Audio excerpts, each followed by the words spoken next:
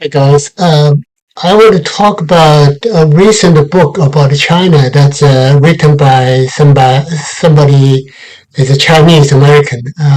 His name is Dan Wang. He worked for Stanford. He's a fellow, research fellow there, and then very powerful writer and very good English. But the title of the book is Breakneck. They're talking about basically the one of the central ideas that China is an engineering state, and then America, the U.S. is an attorney state. That provide a very good summary. I think a lot of people actually are looking for words like that, terms like that to describe the two countries, and then because this is so easy to get it, and then everybody think, okay, yeah, that's we can totally agree. Everybody can relate it to that. However, I'm not saying that this book is it's worthless. No, it's definitely not. It provides a very unique perspective, and then by looking at the mostly from inside China, because he stayed in China, or in Hong Kong, like 6 years. Very good guy, very smart guy. I'm not saying that his work is worthless. No, definitely not. And then, two points that I really like it. Number one, his emphasis, his whole point of a starting point and the ending point is that China and the U.S. should be learning from each other. That I totally agree. We are on the same page there, right? No, definitely not. No question about it.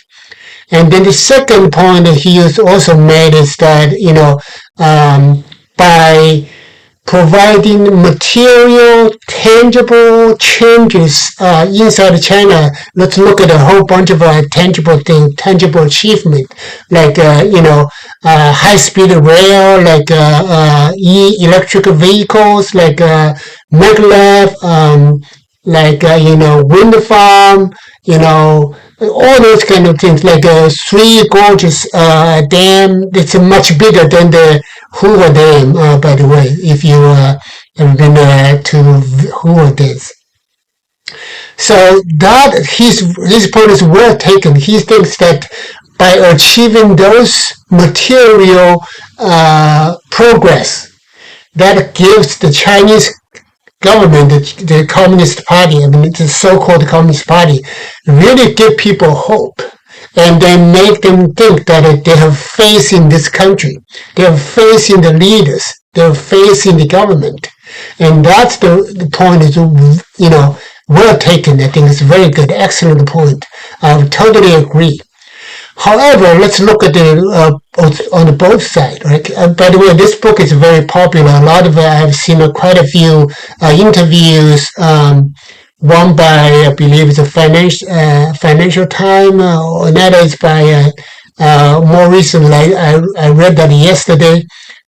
So people just love this idea that to calling China engineering state, and then American is an attorney state. And if you look at it on the surface, that's very accurate because, according to Mr. Wang, most of Chinese leaders in the Beijing, in the Zhongnanhai compound, has an engineering degree, one way or the other, one type of engineering or the other. And then on the other hand, in the American, when you look at the White House, you see most of the president, they are law, they have an attorney degree, they have a law degree, and then most of the senators and the congressmen, they graduated from with a law degree. So that makes total sense if you look at the resume. However, I really think that, we need to cut deeper. I think, not just this Mr. Wang's book, but also a lot of the academics and the scholarly works, they are what I call one-wheeler. Have you ever noticed that? I remember seeing that in Berkeley. I saw quite a few, just two, I think two one-wheeler. They call it one-wheeler. It's an electronic one-wheeler. So they have a bigger wheel in the middle, and then you put your feet on the one front or at the back end of the one-wheeler, and then that's kind of you can get you going. It looks scary for me because I don't, to me, I probably won't even try to put my feet on the one wheelers because it looks scary. But you know what? Most likely, most the case that we are used to the bicycle, right? Because you have two wheelers. Sometimes you do see the one wheeler where you go to the circus. You see the people very skillful riding on the one wheeler. And then, they even not only riding on it, but also they put some balls on the head and then keep going. So it's amazing. But it's in general, you need a special skills for one wheeler. Two wheelers, on the other hand, it's much easier. How many people have learned how to ride a bike and forget it? No, you never forget how to ride a bike. You just get on it and you just pedal your way forward. So that's the difference.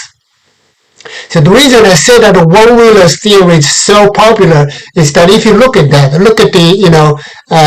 transaction cost theory, transaction cost economics, they'll only look at it as title implies that everything is about the cost of the transaction. Okay, they never talk about the benefit.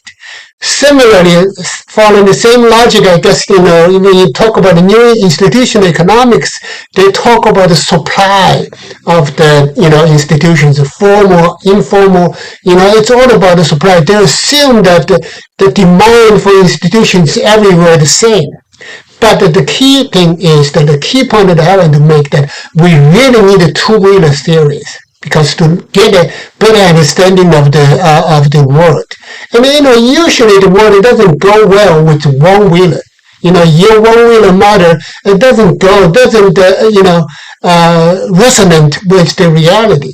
And also it's very risky because by betting your everything on a one-wheeler, and it's easy because people, when you look at the people, somebody riding a one-wheeler on campus or anywhere, you say, oh, that's kind of scary. That must be skillful. However, the reality is more often calls for two-wheelers. Let me stop here and we'll talk about the next time.